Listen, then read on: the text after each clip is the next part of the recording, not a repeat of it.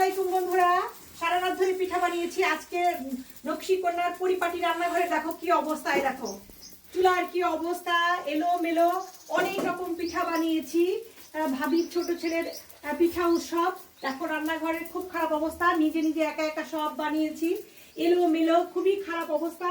তারপরেও আমি খুশি যে আজকে মোটামুটি মানে কমপ্লিট করতে পেরেছি। এটা হচ্ছে লাস্ট পিঠা, এটা হচ্ছে ঝাল পুলি পিঠা, সরি এটা হচ্ছে ঝাল চাপড়ি পিঠা। আর চলো এবার তোমাদেরকে আমি বাকি সব পিঠাগুলো দেখাই।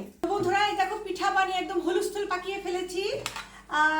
আর হচ্ছে সারা রাত ধরে পিঠা বানিয়েছি, কোনো ঘুম নাই, দেখো চেহারার 12টা বেজে গেছে। তারপরেও আমি খুশি, চাপড়ি পিঠা তৈরি হচ্ছে, শেষ প্রায়।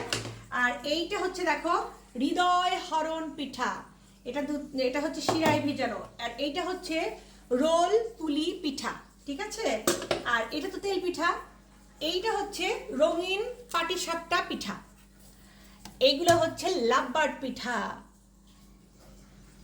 আর এইটা হচ্ছে ভাপা পুলি পিঠা, এর ভেতরে কিন্তু নারিকেল আছে, ঠিক আছে, এমনি এরকম না।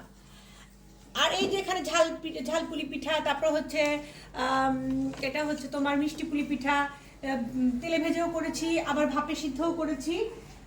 তো মোট কথা হচ্ছে যে অনেক রকম পিঠা বানিয়ে ফেলেছি। তোমরা কে কি কি পিঠা খেতে পছন্দ করো, এই শীতে কি কি পিঠা খেয়েছো একটু কমেন্টে জানাও। তো আমার পিঠা দেখে কি লোভ হচ্ছে? লোভ হয়ে কোনো লাভ নাই। আমাদের বাড়িতে আজকে অনেক রকম পিঠা বানানো হয়েছে।